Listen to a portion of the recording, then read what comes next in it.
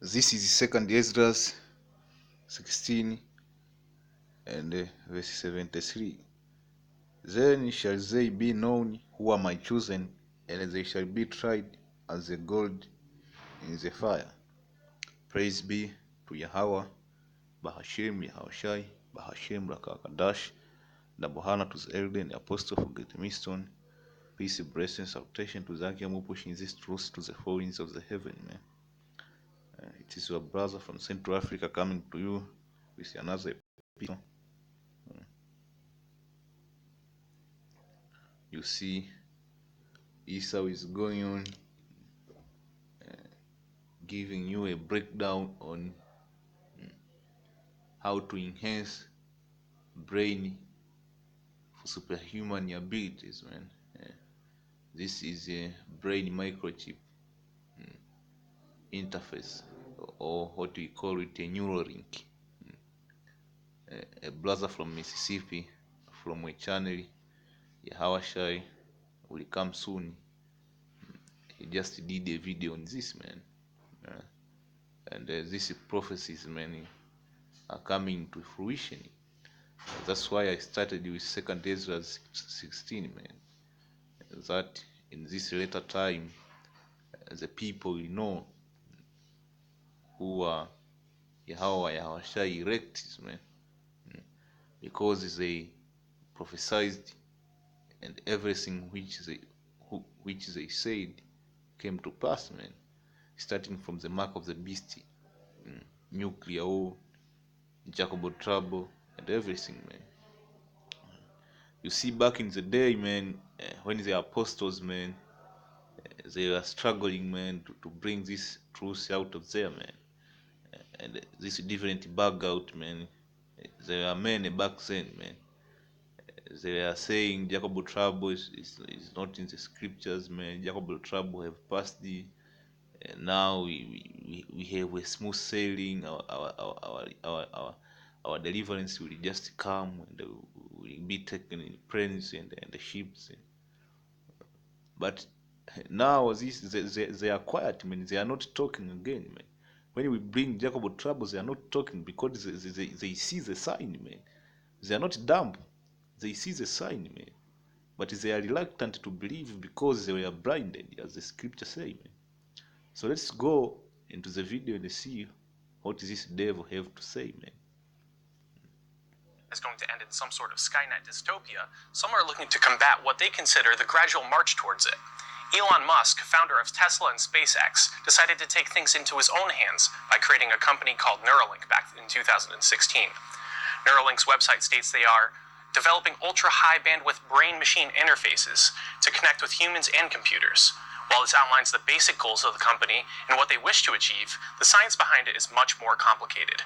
Before we jump into this, make sure you follow us at subverse.minds.com, where you can find exclusive content and join our online newsroom. You can support our work by donating to paypal.me/subversenews if you want to help us get out more content, including more on-the-ground reporting. According to Futurism, Musk hopes to develop a direct cortical interface that can provide people with enhanced cognitions to help humanity stay above artificial intelligence. The interface itself is done through a neural lace, which is a synthetic netting placed over the brain. The mesh itself has electrodes that are capable of capturing information from the brain and can then transmit to other applications, software, and augmentations. For a neural lace to be inserted, it is rolled into a tiny needle injected through the jugular, where it can travel through the bloodstream before reaching the brain. Upon reaching the skull, the mesh unravels, where it subsequently clings to the brain so that it can capture. If you didn't know what the jugular is, this devil is telling you the chip is being inserted in your jugular, man. The jugular is a vein on the side of your neck, man. It's called the jugular vein, man. You go to the artery and the vein, man. So they just insert the chip in the bloodstream, then it will go to the brain and stuck in the cortex. The cortex is the frontal is found on your frontal lobe, man. You need to tap into this biology, man, so you can understand more. Information and decipher the small electrical signals created by the synapses. In 2006, so inside your brain create electromagnetic field, man. You call it the synapses, man, in your nerve. They have kind of electricity, man. In your body there is electricity, electromagnetic, man. So that chip in the cortex, those radio frequencies and the electromagnetic which is created in your brain, they will be in a synchronization, man. So that they can be able to control your brain and to interfere with the normal process or normal thinking process of your brain. So this brain, microchip of brain, it is really, man. It is not a sci-fi movie. These things are real, man. If you have studied biology, these things are real, man. This technology is coming to fruition, man. So their thing is they are afraid that AI will dominate human, man, and they will be pushed to the bushes. The thing is, Esau believe in evolution. He considered human to be among the family or the group of the primate, man. So as our species evolved, after our species evolved, we pushed the ape and the monkey into the bushes, man. And Esau is coming and telling you, after artificial intelligence have been introduced to peoples, artificial intelligence will take over, man, will evolve and push us like how the ape were pushed into the bushes, man. So in order to avoid that, they need to merge human with machine. I am making you easy to understand what this dude is saying, man. Because Esau is a trick. He's trying to use his evolution card and his artificial intelligence to say that the human population is in danger of being replaced by machine. So in order to avoid that, we need to match human with machine so that we can go hand in hand to avoid being pushed away with these machines. So what is this dude that was going on and saying that? But we know Esau is the devil. Don't be fooled by that, man. That's why we call it the hour of temptation, man. Esau will come in every angle, man. Because Esau is the devil, man. Esau will come in every angle to lie you to be a perpetual slave, man. Because if you got this chip, you make Esau your god, man. That's why your ass will be taken by the nuclear missiles if you accept the chip. There is no repentance for that. During a video interview with Recode, Musk referred to the neural lace as a digital layer above the cortex. Musk spoke candidly about Neuralink on the Joe Rogan Experience last year. The purpose of Neuralink is to create a high bandwidth interface to the brain such that we can be symbiotic with AI. Because we have a bandwidth problem. You just can't communicate through your fingers, it's too slow. Musk rationalizes his decision to create a neural brain computer interface by suggesting there's a real threat to humanity if artificial intelligence becomes unfettered, and if humanity does not complete symbiosis with artificial intelligence. There can be dire consequences. As the algorithms and hardware improve, that digital intelligence will exceed biological intelligence by a substantial margin. While on Axio, Musk made the comparison between artificial intelligence and humanity as one would make a comparison between Homo sapiens and primates. When referring to humanity and AI, Musk stated, "When a species of primate, Homo sapiens, becomes much smarter than other primates, it pushed all the other ones into a very small habitat. So there are very few mountain gorillas and orangutans and chimpanzees, monkeys in general. That's one of the possible outcomes for us. To avoid a fate where humans are left in the dust of superintelligent AI in terms of cognition, Musk feels that a human brain must be competitive against what he considers a looming threat before it becomes unstoppable." In a documentary entitled, "Do You Trust This Computer?", Musk refers to artificial intelligence as potentially an immortal dictator which we can never escape. Musk joins other technology experts, such as OpenAI director Shai von Zillis and Google Brain founder Andrew Ng.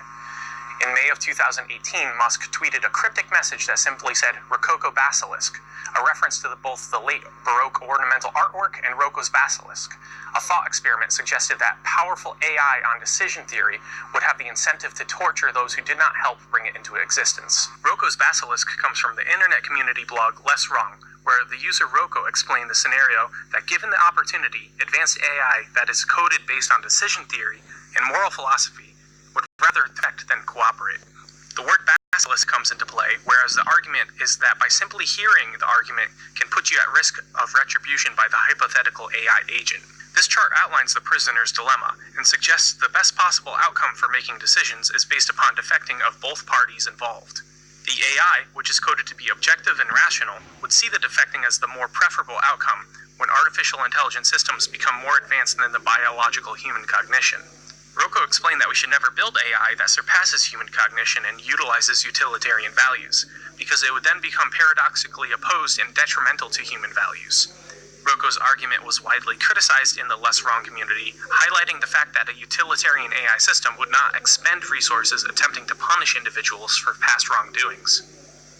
Musk's hyper-awareness of this potential threat that AI poses has become a pivotal factor that has brought him to create Neuralink. While Musk is critical of what direction artificial intelligence is heading, on an interview with Joe Rogan, Musk implied that humans are already directly interfaced with machines. You're already a cyborg. Most people don't realize they are already a cyborg. That phone is an extension of yourself. It's just that the data rate, the rate at which, the communication rate between you and the cybernetic extension of yourself that is your phone and computer is slow. It's very slow. In an interview with Recode, he stated, And you have basically superpowers in that with your computer and your phone and the applications that are there. You have more power than the President of the United States had 20 years ago.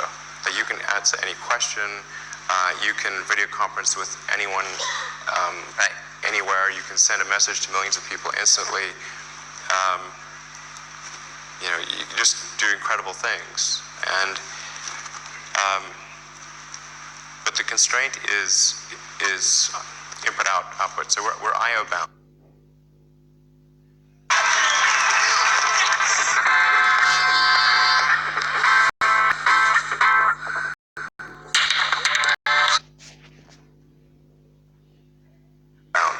The next step, according to Musk, would be humanity's direct interfacing with machines, specifically the advancement of sciences surrounding brain-computer interfaces, or BCIs. BCIs, particularly what Musk is proposing, will allow humans to interact with devices mentally.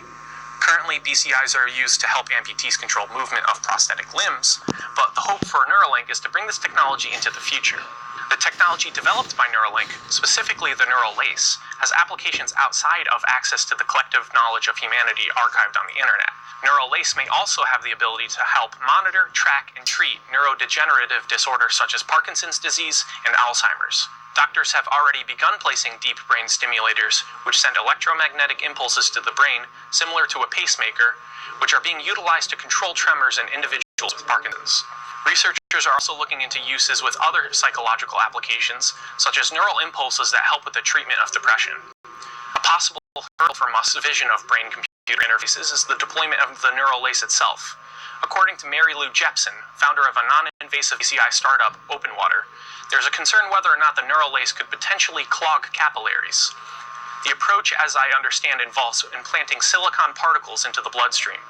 One concern is that implanting anything in the body can cause unintended consequences. For example, even red blood cells can clog capillaries in the brain when the red blood cells are made more stiff by diseases like malaria. This clogging can reduce or cut off the flow of oxygen to parts of the brain. Indeed, clogging of cerebral capillaries have been shown to be a major cause of Alzheimer's progression. Back to the neural lace, one concern I would have is whether the silicone particles could lead to any clogging. Thomas Oxley, a neurologist and CEO of company Synchron, a separate neural interface technology company looking to apply BCIs for medical use, stated that clogging would not be an issue and that neurologists routinely use permanent stents to keep blood vessels open. We understand how to manage patients with medication, ensure those stents don't ever close. While medical issues could potentially pose an obstacle for the actual injection of neural lace, there are concerns that are less medical and more ethical surrounding BCIs. According to the Biomedical Central Medical Ethics Journal, there are potential concerns about directly interfacing computing technology with the brain. This has interesting ethical implications, ranging from questions of privacy to loss of humanity. One example is the ascription of responsibility for the output of a BCI. Perhaps we have less control over our thoughts and actions. Many of us have experienced thinking something, yet refrain from saying it aloud. If a BCI device sees a thought and executes a harmful action, even though the user would not have normally acted in this way alone, can we say that the BCI user is fully responsible? Whether or not users will be able to retain thought and action autonomy are still a contentious topic. There are ethical questions regarding who undertakes that opportunity or responsibility of programming such technology, whether that be government or private interests. Threats such as lack of privacy, coercion, and retaining individuality are among ethical concerns, but bioethicists and neurologists do not see this technology rolling out right away. Pedram Mohseni, a professor at Case Western Reserve University, stated, "We are at least 10 to 15 years away from cognitive enhancement goals in healthy, able-bodied subjects. While this technology may be in the near-distant future, Karen Rommelfanger, the director of neuroethics program at Emory, stated it's never too early to consider the potential ethical implications of BCIs. It's really important to address these issues before they come up, because when you try to play catch-up, it can take a decade before something's in place." Elon Musk told Joe Rogan that he would have exciting updates about Neuralink in the upcoming months. We will continue to watch this topic and keep you updated on Neuralink technology and the conversation. So, I hope the lesson was edifying. Until next time, shalom.